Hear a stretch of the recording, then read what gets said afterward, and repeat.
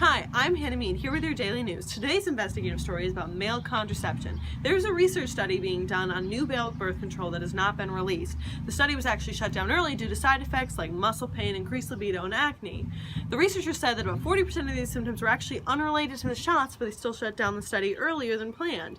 Here's Elizabeth Lloyd, a faculty scholar at Kinsey University. She's a professor of biology and an adjunct professor of philosophy. We're asking her take on the study's early ending. I immediately thought of the recent findings on female birth control. After the men stopped receiving shots, most returned to fertility during a recovery period. The minimum recovery time was about 12 weeks after the last injection, and the average time was about 26 weeks, with a very low risk of taking longer.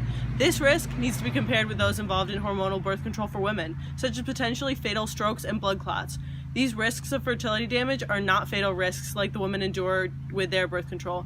You have to compare what women are doing in terms of taking hormones with what men are doing in terms of taking hormones. Are they taking their lives in their hands when they take these hormones? Women are, and that needs to be put right up front when considering the risk. This is our investigative story for the week. How does our societal bias impact contraceptives?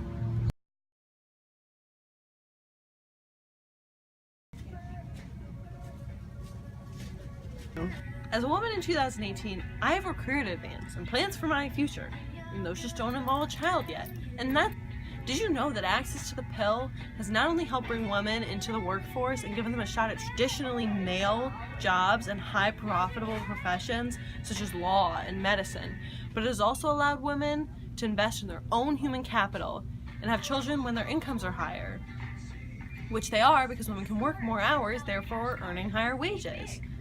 Women using contraceptive methods boost the economy because more women are involved in it rather than at home raising children. Your economy. Get your birth control at CVS.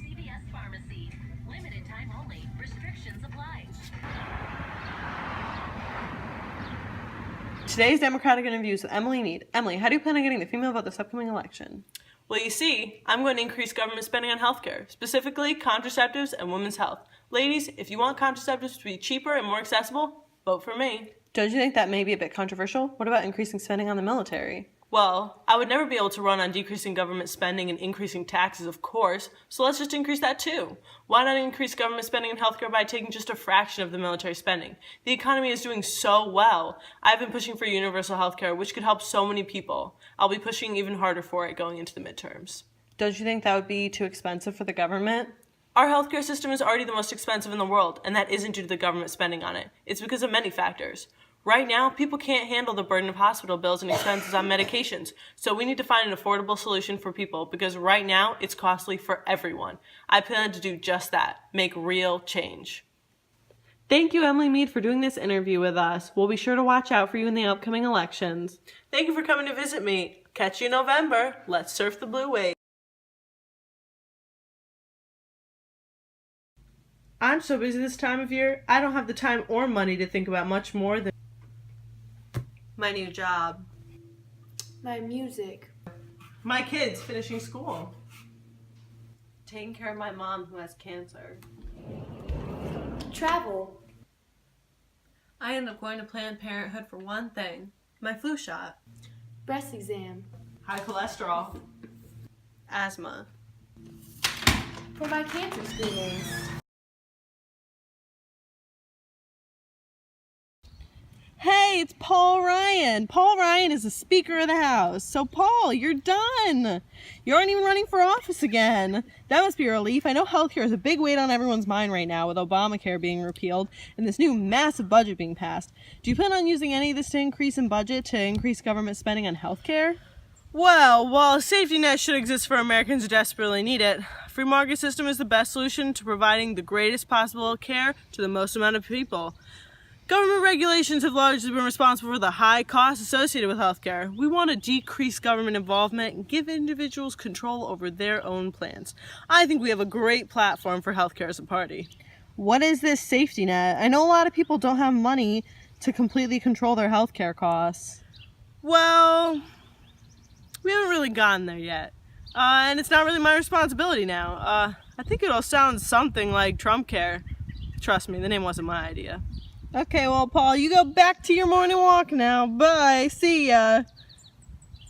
Hi, I'm here with the local pharmacist to get more information on the issue. What is your take on controversial contraceptives? Men come in here buying condoms all the time and never feel embarrassed. Yet when women come to buy Plan B or get their birth control prescription, they feel that shame.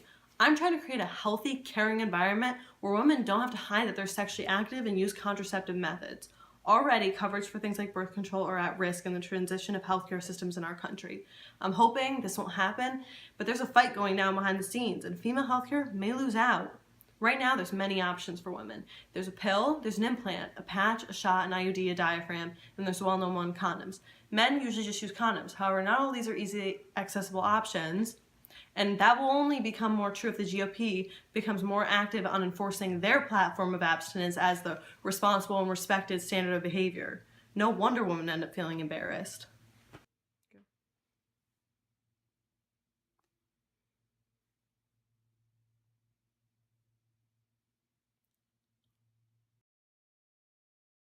Hi, I'm Hannah Meade.